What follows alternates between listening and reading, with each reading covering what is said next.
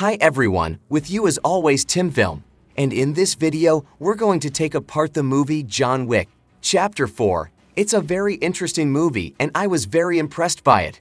So enjoy the movie and let's go! The John Wick series of movies is one of the most interesting franchises to come out in the last 10 years, especially because, let's be honest, not many people saw it coming. The original 2014 movie was a low-budget action movie when everyone was making superhero movies at the time. It had an inexperienced director and a middle-aged action star who hadn't had a hit movie in years. Willis, even the studio didn't believe in him, almost cutting off funding just weeks before filming began, but somehow the planets aligned and all the right people came together to create one of the best action movies of the last 20 years, revitalizing a genre that had run out of energy and ideas, and resurrecting Keanu Reeves' career. It was chilling, brooding, and brutal, with impressively long action sequences that laughed in the face of more low-budget productions, creating a rich underworld. The sequel did all the same things, only bigger and more refined, doubling the box office of its predecessor and cementing John Wick as a viable long-term franchise, while the third film cranked things up to 11 and went so far as to become almost a parody of itself. But the box office receipts were again huge, leaving the filmmakers in a quandary. Should they continue to chase big profits at the expense of quality?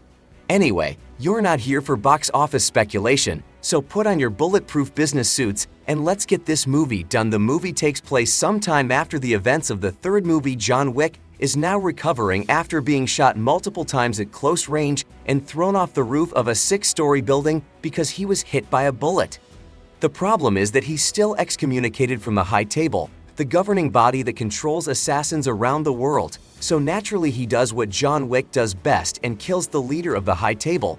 But all actions have consequences, and the High Table sends one of his best men, Marcus de Gramont, to take John down for the goods. On the other hand, Winston is able to fill John in on an ancient rule that he uses to his advantage.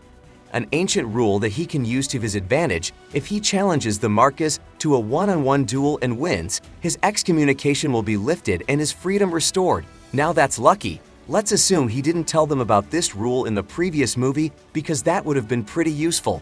The only problem is that to summon the Marcus, he needs a major crime family to sponsor him, so he goes back to the Roscoe Roma Syndicate and asks them to sponsor him. But they'll only do it if he kills the man who killed their former leader. Basically, his goals can be broken down as follows: kill the boss, get sponsored, challenge Marcus, get to the location of the gem, unlock the final boss battle, and win the flawless victory game, which makes things even more complicated with a bounty hunter named Mr. Nobody and a former friend named Kane who was blackmailed into hunting him. But can John Wick make it to the end and win his freedom, or will this be his last fight? If I had to summarize John Wick 4 in one sentence, I'd say this is the perfect adaptation of a video game that never got made. The story structure is exactly like the mission-based goal system found in the game. The action is always moving from one goal to the next and climaxes in a series of big explosive action scenes linked by characters giving quests that point you to the next clue and require something before helping you advance, all leading up to a one-on-one confrontation with the final boss. There are definite good and bad sides. On the plus side, the pacing rarely drags because the action almost never dies down. The script always rushes towards the next objective or the next big confrontation without getting hung up on pesky little things like logic or plot cohesion. And don't worry, I'll talk more about that soon. One minute it's Johnson, Osaka, the next it's New York, then Berlin, then Paris. Basically, it's a whistle-stop tour of all the cool action movie set pieces you've always wanted to see. Keanu Reeves proves once again that he must be some sort of immortal vampire. Despite being in his 60s, he's still able to move and fight like a much younger man, and he still has that casual coolness about him that made him so convincing in the first movie. God knows what would happen if he and Tom Cruise appeared in the same movie. The world would probably melt from so much star power. Ian McShane is always awesome looking and slips into the role of Winston like he's comfortable. So, hold on. Did you remember to subscribe to the channel? Oh yes, and put a like, and now we can get on with it. But the standout is definitely Donnie Yen, who is understated, clinical, and brutally effective as Kane, a former hitman who's been retired and reluctantly forced to go after John. The two friends pit him against each other, knowing that only one of them can get away with this. Dan, remember, when movies had men acting like real men and not neurotic teenage girls, this movie does. Obviously, Donnie is a veteran of Hong Kong action movies. So he can kick ass with the best of them, and his chemistry with Reeves is a joy to watch. Probably the only weak spot in the cast is Bill Skarsgård as Marcus. Not that he's bad, it's just that his character isn't that memorable as an antagonist. He's basically barking at everyone, not a boy, preferring to let others do his fighting for him. And the script doesn't give him much to do other than stand around in a series of ridiculously lavish outfits looking cool.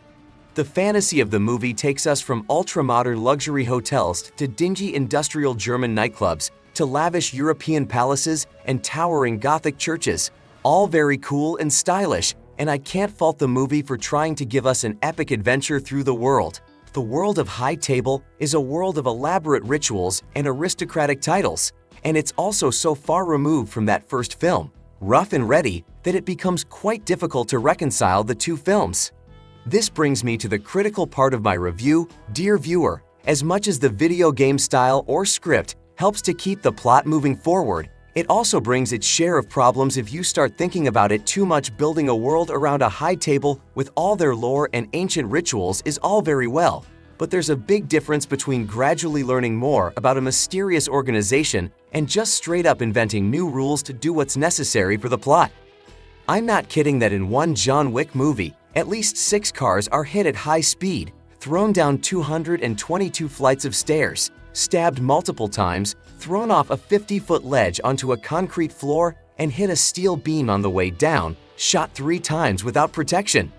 If you want to create a movie in a hyper-exaggerated version of reality with its own rules of what people can do and survive, that's fine with me. But the thing is, you have to stick to those rules once you've established them. And John Wick movies gradually break those rules more and more with each installment. What people can do, John Wick took some serious damage in all of his fights, and in general it felt like everything had to take place in some sort of real world now, like in video games, where major characters all have superhuman strength, endurance, and healing factors, and no one else even stands a chance against them. Seriously, you have to wonder why random street punks would even consider taking on a guy like John Wick after about 4 movies, no matter how big a boat he might be on the head of, well, others. Some of the fight scenes are undoubtedly impressive, especially the panning from above and the shooting of the fight in the house from room to room, and you have to respect the sheer amount of work that must have gone into them. But others go on for so long that they get pretty tedious after a while, which I know sounds weird coming from an action movie fan. But heck, even I only watch Wick. But heck, even I can watch Keanu Reeves do the same 3 or 4 hand-to-hand combat moves over and over again before I get bored. And I don't care how much you like music, you're never going to convince me that people in a nightclub are just going to be dancing or literally tearing it up all over the place. I noticed a lot of scenes where actors were off target, hitting targets that they shouldn't have been hitting, and stuntmen having to hold back and wait for Keanu to get into position. And believe me, I don't have a very keen eye for that sort of thing. To say that while I really enjoyed John Wick 4, and I think it's a great action movie, I think that in some ways the franchise has lost its way. I think in some ways the franchise has become a victim of its own success over the years, pushed to the limits of its premise by the endless demand to be bigger, louder, and better, and I can't help but feel that this movie could have benefited from a slight scaling back in some areas, focusing more on innovation and quality control rather than style and spectacle. But hey, I'll take that over the endless sunny CGI superfist that's been subjected to almost weekly now, which is interesting.